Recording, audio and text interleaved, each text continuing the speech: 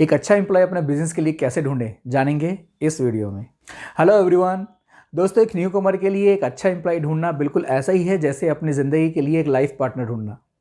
जिस तरह से एक अच्छा लाइफ पार्टनर हमारी ज़िंदगी को ग्रो करने में हेल्प करता है, हमारी ज़िंदगी को सुकून पहुंचाने में हेल्प करता है, सेम वैसा ही एक अच्छा एम्प्लॉय आपके बिजनेस को ग्रो करने में, अपने आपके बिजनेस को आगे बढ़ाने में आपकी हेल्प करता है। क्योंकि बिजनेस को आप अकेले नहीं चला सकते हैं, आपको एक टीम की ज़रूरत, एक अच्छे एम्प्लॉय की ज़रूरत तो होती ही होती है। तो अब सवाल ये उठता है कि हम अपने सुपरमार्केट के लिए, अपने बिजनेस के लिए कैसे अच्छे एम्प्लॉय और कहाँ से अच्छे एम्प्लॉय ढूंढें। आज इस वीडियो में हम इसी टॉपिक के ऊपर डिटेल में डिस्कस करेंगे। किसी भी एम्प्लॉय को हायर करने के लिए 3 बेसिक पैरामीटर्स होते हैं। सबसे पहला, आपके पास क्लैरिटी ऑफ रोल्स होना चाहिए कि आप किस रोल के लिए किसी भी एम्प्लॉय को हायर कर रहे हैं। दूसरा, आपका हायरिंग प्रोसेस कैसा है, कैसे हायरिंग प्रोसेस आप अपने किसी भी एम्प्लॉय को हायर करने के लिए फॉलो कर रहे हैं। और थर्ड वन इज ट्रेनिंग, आपके SOPs। सो बात करते हैं पहले टॉपिक की, जो कि क्लैरिटी ऑफ रोल्स। दोस्तों, आमतौर से मैंने देखा है जो भी न्यूकमर अपनी सुपरमार्केट स्टार्ट करते हैं या किसी भी बिजनेस को स्टार्ट करते हैं, वो सबसे पहले उनकी जो गलती होती है वो होती है रोल की क्लैरिटी ना होना। आमतौर से लोग क्या करते हैं कि बिज़नेस तो स्टार्ट कर लेते हैं, उसके अंदर जो काम करने के लिए जब एम्प्लॉय चाहिए, जब उनकी हायरिंग का प्रोसेस स्टार्ट करते हैं, तो उनको यही नहीं मालूम होता है कि मैं किस रोल के लिए किस बंदे को हायर कर रहा हूँ। अगर हम बात करें सुपरमार्केट की, तो सुपरमार्केट के अंदर आमतौर से लोगों को सिर्फ 2 या 3 रोल के बारे में मालूम होता है। या तो उनको ये मालूम होता है कि हमें सुपरमार्केट चलाने के लिए कोई एक मैनेजर चाहिए, उनको सुपरमार्केट में जो कस्टमर आएंगे उनको देखने के लिए कोई कस्टमर एग्जीक्यूटिव चाहिए, या ज़्यादा से ज़्यादा बिलिंग करने के लिए कैशियर चाहिए। पर जनरली आपको ये पता होना चाहिए कि किसी भी बिजनेस के अंदर या सुपरमार्केट बिजनेस के अंदर स्पेशली आपको 8 से 9 टाइप के एक डिफरेंट रोल के एम्प्लॉयज़ की ज़रूरत पड़ती है। अभी डिपेंड करता है कि वो रोल आप एक एम्प्लॉय से 2-3 रोल काम करा रहे हैं, या फिर आप हर एक रोल के लिए डिफरेंट बंदे हायर कर रहे हैं। ये सब डिपेंड करता है आपके स्टोर के साइज़ के ऊपर। लेकिन इसकी इन्फॉर्मेशन ना होने की वजह से और सिर्फ बेसिक इन्फॉर्मेशन होने की वजह से, हमारे पास क्लैरिटी ऑफ रोल्स की पूरी इन्फॉर्मेशन ना होने की वजह से लोग क्या करते हैं कि कैसे भी एम्प्लॉयज़ को कहाँ से भी हायर कर लेते हैं। क्लैरिटी ऑफ रोल का मतलब ये होता है कि आप जिस भी एम्प्लॉय को, जिस भी रोल के लिए आप हायर करना चाह रहे हैं, वो उसकी इन्फॉर्मेशन आपके पास भी और सामने एम्प्लॉय जिसको भी आप हायर कर रहे हैं उसको क्लियर तरीके से मालूम होना चाहिए। फॉर एग्जाम्पल, अगर आपको कस्टमर केयर एग्जीक्यूटिव की ज़रूरत है अपने स्टोर के लिए, सो आपके पास कस्टमर केयर एग्जीक्यूटिव के लिए क्या एजुकेशन होनी चाहिए, ये आपको मालूम होना चाहिए। आप उसे किस सैलरी पे हायर करेंगे, उसकी जॉब की रिस्पॉन्सिबिलिटीज़ क्या होंगी, उसकी टाइमिंग्स क्या होंगी, वो किसको रिपोर्ट करेगा, उसका जो पूरा काम करने का प्रोसेस है उसके अंदर, उस प्रोसेस के अंदर उसे किस किस चीज़ों को फॉलो करना है, उसकी पर्सनल ग्रोथ के क्या क्या चांसेस हैं, वो किस तरीके से आगे अपनी आपकी कंपनी के अंदर, आपकी सुपरमार्केट के अंदर ग्रो कर सकता है। कल अगर कुछ नया चैलेंजेस आते हैं, कुछ एक इमरजेंसी की सिचुएशन आती है, तो वहाँ पर वो किस तरीके से एक्ट करेगा, किस टाइम पे उस एम्प्लॉय को क्या चीज़ करनी है, उसकी क्लैरिटी क्या क्या उसकी होनी चाहिए, उसके सैलरी के स्लैब कैसे होंगे, उसकी सैलरी किस टाइप से मिलेगी, वो उसके जो कैरियर ग्रोथ है उसके लिए आप क्या प्रोग्राम अपने सुपरमार्केट में चलाना चाहते हैं। कल अगर कस्टमर कुछ एक अनवांटेड सी सिचुएशन क्रिएट करता है, तो उस सिचुएशन में उसको कैसे बिहेव करना है, किस तरीके से उसे कस्टमर के साथ एक रिलेशन बना के रखना है, किस तरह से कस्टमर को उसे हैंडल करना है, किस तरीके से वो अपने रिपोर्टिंग मैनेजर को क्या क्या रिपोर्ट देनी है, किस तरह से उसे चेकलिस्ट फिल आउट करनी है। ये बेसिक जो पैरामीटर है उस जॉब की क्लैरिटी के लिए, वो सारी की सारी इंफॉर्मेशन पहले एज अ ऑनर आपको क्लियर होनी जरूरी है। ये सारी इंफॉर्मेशन आपको हायरिंग से पहले किसी भी पर्टिकुलर जॉब के बारे में होना बहुत ज़रूरी है। जब आपको एज अ ऑनर ये सारी इंफॉर्मेशन क्लियर होगी, आपको पता होगा कि मुझे किस टाइप का बंदा हायर करना है, उसे क्या देना है, कैसे करना है, क्या वो काम करेगा, किसको रिपोर्ट करेगा, सारे के सारे पैरामीटर आपको क्लियर हैं, तो आप अच्छी तरीके से ये रोल, सारी के सारी उसकी रिस्पॉन्सिबिलिटी आप आने वाले इंप्लॉय को भी क्लियर करके बता सकते हैं, और उसी पैटर्न के अकॉर्डिंग चलते हुए आप किसी अच्छे इंप्लॉय को हायर करने के लिए भी प्रोसेस स्टार्ट कर सकते हैं। पर जनरली दोस्तों होता क्या है, किसी भी ऑनर को इस जॉब की रिस्पॉन्सिबिलिटी की, एक क्लैरिटी ऑफ रोल की प्रॉपर इंफॉर्मेशन अगर नहीं होगी, तो वो क्या करेंगे, वो एक ऐसा बंदा हायर करेंगे जिस बंदे से वो चाह कुछ और रहे हैं और जो सामने वाला एम्प्लॉय है वो कुछ और कर रहा है। क्योंकि ना ही जॉब की क्लैरिटी ऑनर को है कि उससे क्या करवाना है, वो मिक्सअप काम के ऊपर उसको रिस्पॉन्सिबिलिटी समझता है कि ये सारे काम करेगा, और जो पार्टिकुलर एम्प्लॉय आपने हायर करा है वो एम्प्लॉय अपने माइंड के अंदर कुछ और रिस्पॉन्सिबिलिटी लेके बैठा है। तो ये क्रैश ऑफ रिस्पॉन्सिबिलिटी लगातार चलता रहता है। फिर जैसे ही आपकी सुपरमार्केट ओपन होती है, वहाँ पर जब ऑपरेशंस की हीट आनी चालू होती है, ऑपरेशंस के अंदर नई नई जो भी डेली की प्रॉब्लम्स हैं अगर वो आनी चालू होती हैं, तो फिर वहाँ पर ऑनर वो डेली बेसिस की जो फायर फाइटिंग का काम है वो सब करने में लग जाते हैं।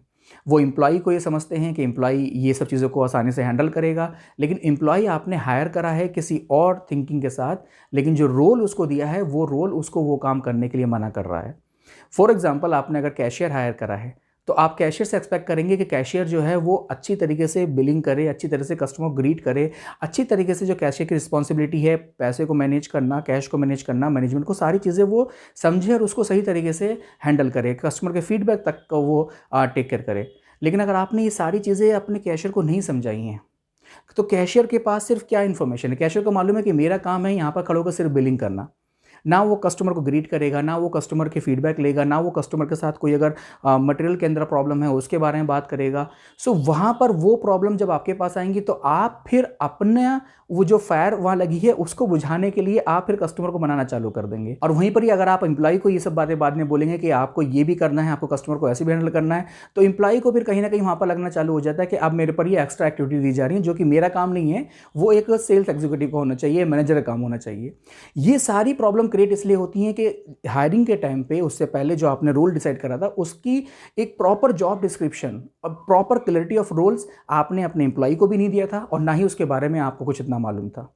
सो इस पॉइंट के ऊपर सबसे पहले आपको बहुत ज़्यादा काम करना है, क्लैरिटी ऑफ रोल होना बहुत ज़्यादा ज़रूरी है। सो अब बात करते हैं सेकंड स्टेप की, जो कि हायरिंग प्रोसेस।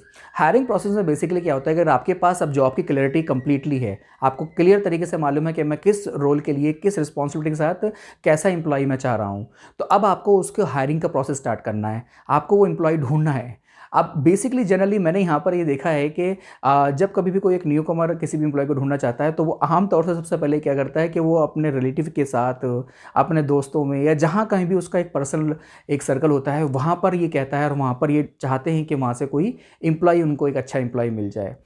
आप इस प्रोसेस को बेसिकली हम बोलते हैं रेफरल प्रोसेस। आप इस रेफरल प्रोसेस को भी इस्तेमाल कर सकते हैं, लेकिन इसके अंदर भी आपको सबसे बड़ी चीज़ ये करनी है कि आपके पास अगर जॉब की क्लैरिटी है, हमारे पास कंप्लीट एक डॉक्यूमेंट बना हुआ है, उसका आपको किसी को भी अगर देना है तो आप उस रेफरल सिस्टम के अंदर ही बोलें कि भाई साहब मुझे इस पार्टिकुलर रोल के लिए बंदा चाहिए जिसकी रिस्पॉन्सिबिलिटी, जिसका पूरा जॉब डिस्क्रिप्शन ये है। तो अब अगर कोई रेफर के थ्रू भी आपके पास एम्प्लॉय आएगा तो वो एम्प्लॉय भी आपको परफेक्ट वैसा ही एम्प्लॉय आएगा जिस तरीके का आपको चाहिए। और अगर कोई आपको रेफर करता भी है तो वो भी यहाँ पर भी आप किसी को हाँ या ना आराम से कह सकते हैं, क्योंकि आपने उनको बता दिया है कि मुझे किस टाइप का एम्प्लॉय किस किस कंडीशन के साथ चाहिए। जनरली अगर आपके पास ये सब क्लैरिटी वगैरह नहीं है, आपको नहीं मालूम, आपके पास कोई डॉक्यूमेंट नहीं है और ऐसे रैंडमली आप किसी के भी कहने पे किसी को हायर कर रहे हैं, तो वहाँ पर फिर वो पर्सनल रिलेशनशिप के अंदर भी प्रॉब्लम आती है। आपके पास जो एम्प्लॉय जो सोच के आपने हायर करा है वो काम भी नहीं हो पाता है और वो पूरा प्रोसेस ही पूरा फिर मैसअप हो जाता है। दोस्तों, किसी भी एम्प्लॉय को हम 3 तरीके से हायर कर सकते हैं। पहला, एक रेफरल के थ्रू, जो अभी हमने बात करी कि हम रेफरल सिस्टम लगाएं किसी भी नोन सर्कल के अंदर, हम अपना एक जॉब डिस्क्रिप्शन सर्कुलेट करें और वहाँ से हमारे पास फिर किसी भी एम्प्लॉय की रिज्यूमे आने चालू हो जाएंगे। सेकंड प्रोसेस होता है जॉब पोर्टल्स। आज के टाइम पे मार्केट में बहुत सारे जॉब पोर्टल्स हैं, कुछ वेल नोन हैं, कुछ न्यू जॉब पोर्टल्स हैं। क्योंकि अब अगर आप जब जॉब पोर्टल से भी किसी एम्प्लॉय को हायर कर रहे हैं तो आप क्लियर तरीके से अपनी पूरी जो उसका डिस्क्रिप्शन है वो सब कुछ डाल सकते हैं। आपको क्लियर तरीके से मालूम है कि मुझे कैसा एम्प्लॉय किस चीज़ के लिए चाहिए, तो वो जॉब पोर्टल की हेल्प से भी आपको एक अच्छा एम्प्लॉय वहाँ से मिल जाएगा। एंड थर्ड प्रोसेस होता है आपका एक आपकी शॉप के बाहर जहाँ पर भी आप स्टार्ट कर रहे हैं वहाँ पर एक कोई बैनर और पोस्टर लगा देना।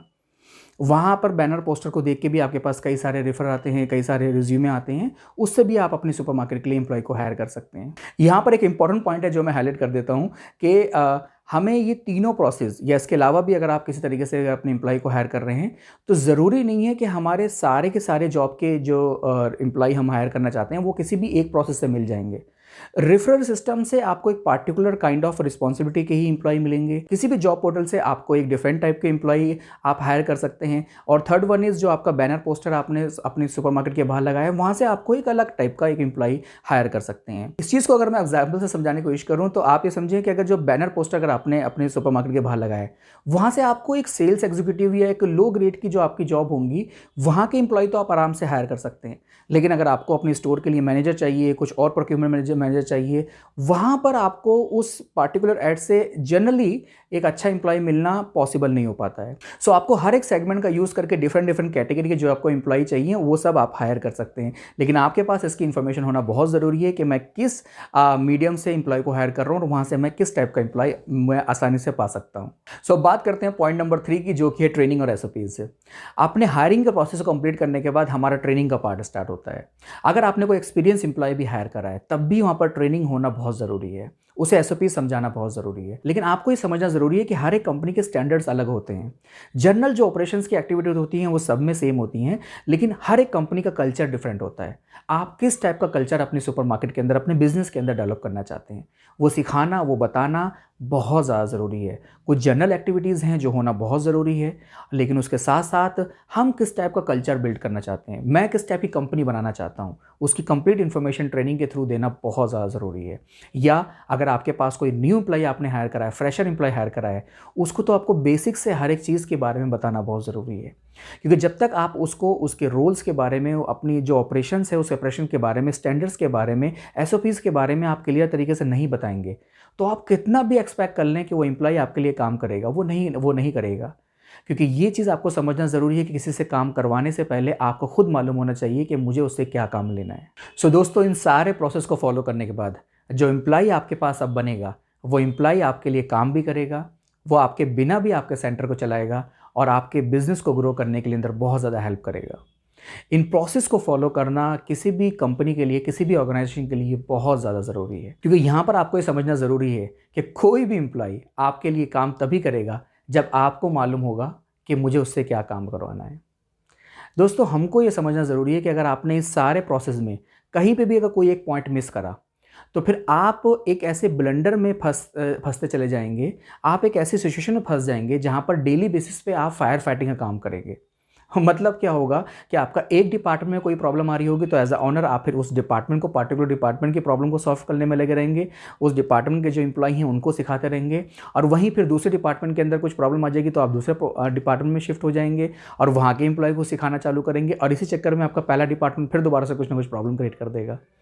इस सारी प्रॉब्लम से निकलने के पीछे सिर्फ सिंपल सा बेसिक ये सिनारियो है कि हमको इन सारे प्रोसेस की कंप्लीट क्लियर तरीके से इन्फॉर्मेशन होना बहुत ज़रूरी है। और कहीं ना कहीं ऑटोमेशन में ये सारे के सारे प्रोसेस एक बहुत इंपॉर्टेंट रोल अदा करते हैं।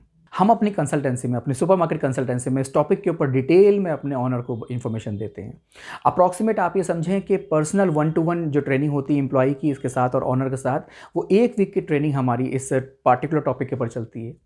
हर एक चीज़ के बारे में क्लियर तरीके से इन्फॉर्मेशन हमारे पास से दी जाती है, समझाया जाता है, और तब जाकर जो सिस्टम क्रिएट होता है वो अपने आप चलने वाला सिस्टम होता है, जो कि ऑटोमेट सिस्टम को बोला जाता है। सो अगर आप भी अपने सुपरमार्केट की कंसल्टेंसी के बारे में, इस टॉपिक के बारे में ज़्यादा जानना चाहते हैं, तो इस नीचे दिए नंबर पर आप हमसे कॉल कर सकते हैं और इस टॉपिक के बारे में हमसे डिटेल में डिस्कस कर सकते हैं। आई होप कि आपको ये वीडियो अच्छा लगा होगा, इन्फॉर्मेटिव लगा होगा। वीडियो को लाइक करिए, शेयर करिए, चैनल को सब्सक्राइब करिए। मिलते हैं एक नए वीडियो में एक नए टॉपिक के साथ। This is Ali signing off.